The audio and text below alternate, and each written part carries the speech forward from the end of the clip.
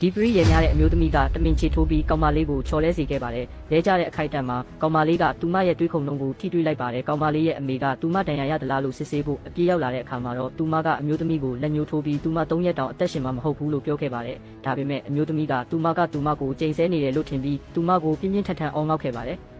သူမမယုံကြည်တာကိုမြင်တော့ကောင်မလေးကမျှော်လင့်ချက်မဲ့စွာထွက်ခွာသွားခဲ့ပါတယ်။ဒါပေမဲ့3ရက်အကြာမှာပဲသူမကရုတ်တရက်မြေပြင်ပေါ်ကိုသတိလစ်သွားခဲ့ပါတယ်။ဆရာဝန်တွေကသွေးကြောများပေါက်ပြဲခြင်းဖြင့်ယောဂရှာဖွေခဲ့ပြီးဆေးရုံကဘာမှမတက်နိုင်ခဲ့ပါဘူး။ဒီအချိန်မှာအမျိုးသမီးကကောင်မလေးရဲ့စကားတွေကိုရုတ်တရက်ပြန်သတိရသွားပြီးကောင်မလေးကသူမကိုကဲတင်နိုင်ရမယ်ဆိုတာကိုသဘောပေါက်သွားခဲ့ပါတယ်။ဒါကြောင့်သူမကကောင်မလေးကိုအကူအညီတောင်းခဲ့ပေမဲ့ကောင်မလေးကသူမသားလွန်ခဲ့တဲ့9နှစ်ကသူ့အမေကိုနာကျင်အောင်လုပ်ခဲ့တဲ့သူမရဲ့ပြစ်မှုတွေကိုဝန်ခံမှသာဖြစ်ကြောင်းညှင်းဆိုခဲ့ပါတယ်။တကယ်တော့အမျိုးသမီးကကောင်မလေးအမေရဲ့ညီမဖြစ်ပါတယ်။လွန်ခဲ့တဲ့9နှစ်ကသူ့အမေကကလေးမွေးဖွားရခက်ခဲခဲ့ပေမဲ့ပေါ်စားတဲ့ဆရာဝန်ကကူညီမဲ့အစားကစားပွဲတွေကစားနေခဲ့ပါတယ်။အမျိုးသမီးကဆရာဝန်ကိုဒီအခြေအနေဖြစ်ပေါ်အောင်လက်ထိုးခဲ့တယ်။ဘာလို့လဲဆိုတော့သူမကသူ့အမစီကအရာအလုံးကိုယူချင်ပြီးသူမကိုကွာရှင်းစာချုပ်လက်မှတ်ထိုးဖို့အတင်းအကျပ်စေခိုင်းခဲ့လို့ပါ။တစ်ဖက်မှာတော့သူမကအမေဖြစ်သူရဲ့ခင်ပွန်းကိုသူ့ဇနီးကတစ္ဆာမရှိဘူးလို့ထင်အောင်လမ်းလွဲစေခဲ့ပြီးဆေးရုံကိုအချိန်မီမရောက်လာခဲ့ပါဘူး။ကလေးတွေကိုကယ်တင်ဖို့မျှော်လင့်ချက်မဲ့တဲ့အချိန်လေးတစ်ခုမှာအမေဖြစ်သူကမလိုလားစွာနဲ့ကွာရှင်းစာချုပ်ပေါ်မှာသူ့ရဲ့လက်ပွေရာကိုထားခဲ့ပါတယ်။ပရိရဲ့များတဲ့အမျိုးသမီးကဒီအမျိုးသားကိုသူ့ဇနီးကဖောက်ပြန်နေပြီးနိုင်ငံခြားကိုပြောင်းရွှေ့ဖို့ကြံရွယ်နေကြောင်းလှည့်စားခဲ့ပါတယ်။အလွန်မင်းဒေါသထွက်ပြီးအမျိုးသားကရင်တိုက်မှုတစ်ခုဖြစ်ပွားခဲ့ပါတယ်။တစ်ချိန်တည်းမှာပဲသူ့ဇနီးကကလေးမွေးဖွားရင်းတေလူနီးပါးဖြစ်ခဲ့ရပါတယ်။9နှစ်အကြာမှာတော့အမျိုးသမီးကပါရမီရှင်ကလေး2ယောက်စေပညာကျွမ်းကျင်သူဖြစ်တဲ့သူသမီးနဲ့နိုင်ငံတကာလုပ်ငန်းစုကြီးတစ်ခုရဲ့ဥက္ကဋ္ဌဖြစ်တဲ့သူသားနဲ့အတူနိုင်ငံခြားကနေပြန်လာခဲ့ပါတယ်။သူမကအတိတ်ကအဖြစ်ကျွေးတွေကိုပြန်လည်ပေးဆက်စေဖို့ပြန်လာခဲ့တာပါ။ပထမဆုံးအနေနဲ့သူမကကလေးတွေကိုအိမ်ပြန်ခေါ်သွားခဲ့ပါတယ်။သူ့အဖေကသူမဆေးရုံမှာတည်ဆုံသွားပြီလို့ထင်ခဲ့တာကြောင့်နှင်းသက်သွားခဲ့တဲ့မိထွေးကသူမကိုလှည့်စားတယ်လို့ဆွဆွဲခဲ့ပေမဲ့အမျိုးသမီးကသူမသားဆရာဝန်ကိုလက်မထိုးခဲ့ရင်သူတို့ကသူမကိုတက်ပစ်ပြီးဖြစ်လောက်ပြီလို့ဆိုပါတယ်။အဲ့ဒီနောက်သူမကသူ့အမေရဲ့အမွေကိုတောင်းဆိုခဲ့ပေမဲ့မိထွေးကသူမကိုရုတ်တရက်ပါရိုက်ခဲ့ပါတယ်။သူ့သမီးကသူမကိုကာကွယ်ပေးဖို့ရှေ့ကိုပြေးသွားခဲ့ပေမဲ့မိထွေးရဲ့တွန်းလှဲခြင်းကိုခံလိုက်ရပါတယ်။သူမကမောက်မာစွာနဲ့တခြားသူတွေကိုသူတို့ကိုရိုက်နှက်မောင်းထုတ်ဖို့တောင်ပြောခဲ့ပါသေးတယ်။အမျိုးသမီးရဲ့ဥက္ကဋ္ဌဖြစ်တဲ့သားကသူတို့ကိုဝိုင်းရံထားဖို့ကိုရံတော်အဖွဲ့တစ်ဖွဲ့ကိုခေါ်ပြီးသူတို့ကိုအလွယ်တကူနှိမ်နင်းခဲ့ပါတယ်။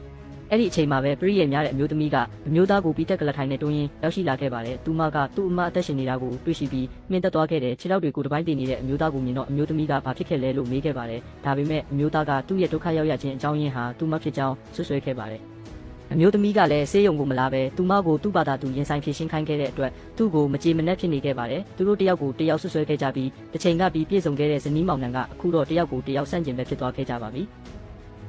ဒီအမျိုးသမီးကသူ့ရဲ့ကိုယ်တစ်ပိုင်းတည်နေတဲ့ခင်ပွန်းဟောင်းရဲ့ခြေထောက်တွေကိုကုသပေးနေခဲ့တယ်။ဒါပေမဲ့သူ့စစ်ဆက်ထားသူကသူမကိုမြေပြင်ပေါ်တွန်းလဲပြီးသူ့ကိုနာကျင်အောင်လုပ်ဖို့ကြိုးစားတယ်လို့ဆွဆွဲခဲ့ပါတယ်။စစ်ဆက်ထားသူကသူမရဲ့ယောက်ျားကိုလူယူသွားလို့မနာလိုဖြစ်နေတယ်လို့တန်တရားဝင်ခဲ့ပေမဲ့အမျိုးသမီးကတော့သူတို့ကုသမှုမလိုချင်ရင်ထွက်ခွာသွားမယ်လို့သာပြောခဲ့ပါတယ်။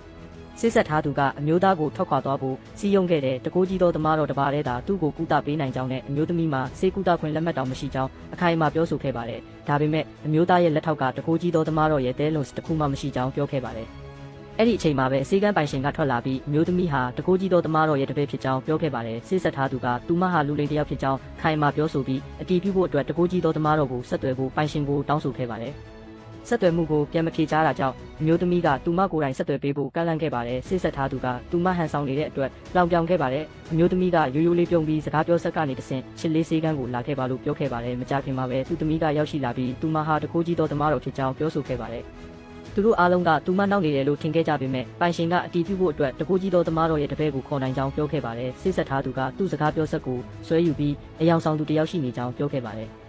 လေးစားရသောစေပညာဆရာကြီးဖြစ်တဲ့တပည့်ကသူ့ဆရာသခင်ကတိတ်ဆိတ်ငြိမ်သက်စွာနေထိုင်နေလုံးဖြစ်ကြောင်းဒေါသတကြီးပြန်ဖြေခဲ့ပါတယ်။စစ်ဆက်ထားသူကကောင်မလေးဟာတကယ်ပဲလူလိမ်တစ်ယောက်ဖြစ်ကြောင်းကျေနပ်စွာပြောခဲ့ပါတယ်။ကောင်မလေးကစကားပြောဆက်ကိုတိုက်ရိုက်ယူပြီးသူ့ကိုစကားပြောခဲ့ရာသူကမြင့်တက်သွားပြီးသူမကိုဆရာသခင်လို့ခေါ်လိုက်ပါတယ်။